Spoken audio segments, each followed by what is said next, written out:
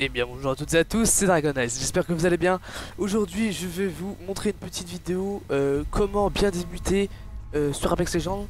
Alors faut savoir que Apex Legends c'est un jeu très dynamique, vous savez qu'il va beaucoup y avoir de mouvements. Donc par exemple si on se fait tirer dessus, va falloir esquiver, esquiver les balles, se cacher. Faut pas rester statique parce que imaginons que je me fasse tirer dessus là. Je vais faire des glissades, je vais essayer de courir, d'esquiver les balles, etc. etc. Donc, les choses à éviter déjà en fight, rien que ça. Après, je vais vous montrer les armes, les balles, les shields, etc. Donc, les choses à éviter en fight, tout simplement, c'est de ne pas bouger. Il faut toujours qu'il y ait du mouvement. Si vous perdez la vie, il faut que vous soyez directement derrière, ou à moins que vous êtes sûr de gagner le fight, vous perdez pas de temps, vous continuez de fight. Donc, évitez, par exemple, imaginons ça, c'est un vrai ennemi. Évitez de juste de faire comme ça. Voilà, parce que là c'est très lent. Donc là, lui, il a le temps par exemple de mettre des énormes balles. Donc il faut bien penser à bien faire beaucoup de mouvements. Hop, des glissades comme ça en fait. Et même carrément si on prend en tarif, si on se prend des énormes balles, on part, on se cache, hop, on se met le soin. Et on attend s'il arrive ou pas. S'il arrive, hop, on lui met une balle, etc. Donc, tout simplement, commençons avec les armes. Dans les armes, on trouvera les fusils à pompe, qui sont des armes à du type rapproché, à portée en gros. Avec bien évidemment des viseurs x1, x2, voilà, c'est peut-être un peu mal dit comme ça, mais par exemple x1, c'est comme ça, c'est comme s'il n'y avait pas de viseur en fait. x2, bah on voit deux fois plus loin en fait. Là on a des holos x1 et x2 qu'on peut modifier. Indicateur de menace, c'est par exemple dans une smoke de Bangalore ou etc. On voit à travers en fait, on voit à travers la fumée en rouge. Culasse de fusil à pompe, ça c'est pour tirer plus vite. Et par exemple choke sur le peacekeeper, c'est pour faire plus de dégâts. Parce qu'on peut voir que là le viseur il est comme ça. Et avec la choke, hop hop je charge, il est beaucoup plus rétréci. Donc il y a les armes rapprochées, du coup les fusils à pompe qui sont Mozambique, qui a 3 balles, qui fait peu de dégâts. Peacekeeper qui peut faire des énormes dégâts. Et Eva Auto qui est totalement... Voilà, c'est un tactique en gros. Donc il y a aussi des grenades. Chaque arme a des balles. Donc par exemple on peut voir que là, on voit là devant en plein milieu, c'est des balles rouges, des cartouches. C'est ça les balles rouges. Donc en fait chaque arme a ses balles. Donc aussi il y a des grenades thermiques. Ça fait un petit barrage de feu, quand on va dedans on brûle. Les ennemis aussi, ça faut pas trop rester dedans. Après il y a les... Attendez, je vais mettre un shield pour éviter de mourir non plus. Il y a les grenades, les étoiles arc. Je lance une étoile à arc. On y lance, ça se plante là où on est, et hop, ça ralentit la personne, et ça lui fait des dégâts aussi. Et aussi on a la nade normale, Grenade frag lancée. Hop, elle avance, enfin elle se balade. Après elle explose pareil. Suivez le tunnel. Portail placé. Donc ensuite on trouvera les armes légères, les armes à balles légères. C'est-à-dire tout ça en gros. Donc les armes les plus intéressantes dans les armes légères. Alors pardon, dans les fusils à pompe, l'arme la plus intéressante c'est le peacekeeper. Le peacekeeper c'est vraiment le truc, voilà quoi. Après il faut découvrir les armes en fonction du style de jeu. Par exemple la R301 qui peut être une courte, moyenne et longue portée. Si on met une x4 elle peut faire longue portée. Si on met une x1 elle peut faire courte portée. Et si on met une x2 par exemple elle peut faire moyenne portée. Dans les armes intéressantes, dans les armes légères intéressantes, il y a la R301 qui peut être pas mal du coup pour faire du courte, moyenne, longue portée. Et par exemple en courte portée, la R99. Pourquoi la R99? Tout simplement parce que c'est une arme qui peut faire beaucoup de dégâts. C'est une arme que moi-même j'utilise beaucoup. Parce qu'on peut voir que... Voilà. Ça tire très vite. Toute chargerie part en rien de temps. Et c'est assez... Il y a pas beaucoup de recul. Attendez, sans tenir le recul, on va voir ce que ça fait. Voilà. Sans tenir le recul, il n'y en a pas énormément non plus. Comparé à la R301 où par exemple là il y a... Voilà, il est à peu près pareil sur les armes légères. Donc, ensuite, on a les armes à balles lourdes, qui sont les balles vertes. Et les balles légères, c'est les balles orange. Mais de toute façon, dans votre inventaire, vous verrez qu'en fait, les balles, là, il y a leur nom. Et en bas de votre arme, il y a aussi, quand on regarde en bas à droite, la couleur des balles, vous savez qu'on a besoin. Voilà, c'est c'est assez facile de se repérer. Donc par exemple là on peut voir que le wingman on peut équiper un chargeur, etc. Avec les petites cases qui sont là. Les petites cases qui sont là, voilà. Donc les balles dans le... Pardon, je bégaye un peu. Dans les armes à balles lourdes, des armes, elles sont à peu près toutes bien. Ça tire en rafale. La Prowler et la Hemlock tirent en rafale. La Flatline tire comme la R301, elle tire comme ça. La Spitfire c'est une batteuse. Et le Wingman par contre c'est un pistolet mais qui fait pas mal de dégâts. Et 94 dans la tête et dans le corps ça fait 45. Donc autant dire qu'en 3 balles dans le corps il a plus de shield. Donc il faut 5 balles pour le tuer en fait. Si on met toutes les balles dans le corps. Donc bien évidemment il y a les atouts, les scopes, etc. Les chargeurs grands, les stabilisateurs du canon, etc. etc. Donc ensuite on passe à la classe des snipers. La classe fusil de précision. C'est... enfin la classe... bref, les fusils de précision qui sont du longue portée bien évidemment. Donc là il n'y a pas grand chose à dire parce que voilà, c'est un peu tout ce que c'est du longue portée quoi. Mais donc la sentinelle elle fait du 70 dans le corps. Le fusil triple sans le hop-hop il fait du 69 avec le hop-hop. Voilà. Avec le hop-hop il fait pas du 23 normalement. Voilà, il fait du 69 dans le corps, ouais, là. Donc ensuite on a les armes électriques à munitions énergétiques qui sont les munitions jaunes. Voilà, donc les balles de snipe elles sont bleues aussi, voilà, je les ai. Donc dedans on a la L-Star qui peut faire du course moyenne portée et qui tire par contre les armes électriques tirent très très vite. Ça c'est un peu dérangeant, enfin... Voilà, ça fait pas mal de dégâts aussi. Par contre les armes électriques elles surchargent, enfin elles tire, hop, on voit qu'elle surchauffe. Donc voilà, il n'y a pas de reload sur la L-Star. On recharge pas, juste elle surchauffe. Et puis la Vogue... c'est cheaté la Vogue. Bah la Vogue ça tire très vite aussi. Très vite et puis ça fait beaucoup de dégâts la Vogue. On a les scopes, les crosses, le hop-hop. Alors les hop-hop qu'est-ce que c'est? Les hop-hop c'est ces petites pièces là. Donc il y a par exemple des secteurs de tir. Pour faire par exemple là si je retire ça sur la Avoc elle peut être que en automatique. Alors que si je mets le hop-hop sur ma Avoc, hop, et que je la mets en mode unique. Vous voyez? Donc en fait les hop-hop ça change un peu de précision, ça charge le triple take ou le peacekeeper.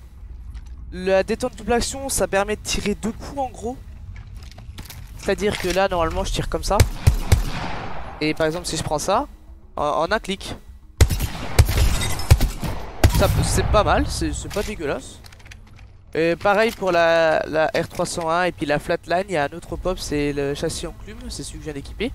Donc par exemple une balle dans la tête sans activer le mode unique, parce qu'il faut être en mode unique pour que le pop il fasse son effet. Donc là ça met du 28 dans la tête sans le mode unique, quand j'active le mode unique, bam ça met du 70. Donc pareil la chouk sur le peacekeeper, c'est que ça fait que je charge le peacekeeper 104, enfin non c'est un peu plus de dégâts mais bon. Donc ensuite dans tout ce qui est soins on va dire, vous trouverez des kits phoenix qui vous met full shield ainsi que full vie. Je me soigne. Donc là on voit que j'ai perdu un petit peu de vie et de shield en bas à gauche. Hop ça va mettre combien ça va être à la fin, voilà. Je suis full. Kit de soins ça met full vie, seringue ça donne 25 de santé. Sur 100 en gros, parce qu'on a 100 HP et puis ça on peut avoir jusqu'à 100 de shield. Donc batterie de bouclier ça donne full bouclier et cellule du bouclier ça donne 25 de bouclier. On trouve aussi les accélérants d'ultime, donc par exemple j'utilise Brut. Là on peut voir que je suis à 1%, 2%. Donc si je me mets un accélérant d'ultime, ça va faire plus 35% je pense. Voilà, donc ça fait que je suis à 40%, donc je m'en mets 2-3 et puis ça j'ai remonté. Donc ça c'est pas mal, c'est bien pour lifeline surtout. Donc ensuite on a les boucliers corporels, enfin les boucliers, casque, sac à dos. Donc le bouclier blanc il nous permet d'avoir 50 HP en plus, 50 de shield. Le casque il nous permet de se prendre moins de dégâts dans la tête. Parce que par exemple si j'ai pas de casque, je me prends une balle dans la tête, je peux me prendre du 70 on va dire. Et si j'ai un casque, on va se dire je peux me prendre du 60. Voilà. Sac à dos, donc là on peut voir que j'ai 10 slots. C'est que je peux mettre des balles, du huile et tout. Et là avec le sac à dos, hop j'en ai 12, j'en gagne 2. Bouclier de chaos c'est quand je tombe par terre, quand je suis down, quand je suis knockdown. Je sais pas comment c'est en français, oui bah quand je tombe par terre en gros. Et ben en fait j'ai un bouclier comme ça, s'ils veulent me finir, j'active mon bouclier et il peut encaisser 200 dégâts. Donc ensuite on a pareil, c'est un peu en fonction aussi de la couleur qui est de mieux en mieux. Donc le bleu il encaisse 75, le casque bleu il encaisse plus de dégâts dans la tête, sac à dos bleu il me fait 14 de place, et le bouclier de chaos bleu 450 à la place de 200 de protection quand je suis down. Pareil avec le violet c'est j'ai 100 HP de plus de shield au total, j'ai une méga protection de casque, j'ai un sac à dos qui me donne tous les slots. Donc là, là on peut voir que j'ai 4, 4, 8, 16, j'ai 16 slots alors que de base c'est 10. Et le shield violet il tank 750 de dégâts. Ensuite légendaire c'est exactement pareil que violet. Vous allez me dire il n'y a pas de différence du coup vu que c'est pareil. Mais si en fait parce que vous voyez c'est autant de shield que ça tank etc. Sauf que les légendaires ils ont des capacités du style. Le casque il protège autant que... Là c'est comme si j'avais un full violet on va dire. Donc à part la différence des protections etc. Le casque ça accélère mes rechargements de capacité. Donc en gros par exemple ça c'est ma capacité, hop 27 secondes. Alors que si je la refais après ça va pas être autant de temps etc, ça va être plus long normalement. Et donc ça va plus vite pour rechargement des capacités et des ultis. Ça par exemple si je veux me soigner et j'utilise les soins deux fois plus vite. Donc par exemple ça met 10 secondes à se mettre normalement. Et je vais mettre 5 secondes avec le bouclier légendaire. Shield de résurrection, en gros, ça c'est exactement pareil qu'un violet, bien sûr. 750 de dégâts que ça peut tanker. Mais par contre, je peux m'auto-raise. C'est-à-dire que quand je suis par terre, je peux me réanimer tout seul avec ce shield. Et ça quand je réanime les collègues, quand je relève les mates, et ça leur redonne moitié de shield et 60 HP, je crois. À la place de juste 30 HP et puis pas de shield. Donc on a à peu près fait le tour. Alors mince. Ah je sais plus ce que je veux dire. Ah oui, les légendes. Les légendes. Ah parce qu'il y a actuellement 4, 8 voilà. Il y a 12 légendes dans le jeu pour le moment. Les légendes qui sont pas mal. Enfin vrai ça a toujours été une très bonne légende. Tout simplement parce que si je me fais tirer dessus, imaginons que je me fais tirer dessus sur une blend comme ça, hop, là je deviens invisible, j'ai juste une traînée bleue derrière moi qui montre où je suis. Et donc par exemple je peux retourner me cacher pour retourner me soigner.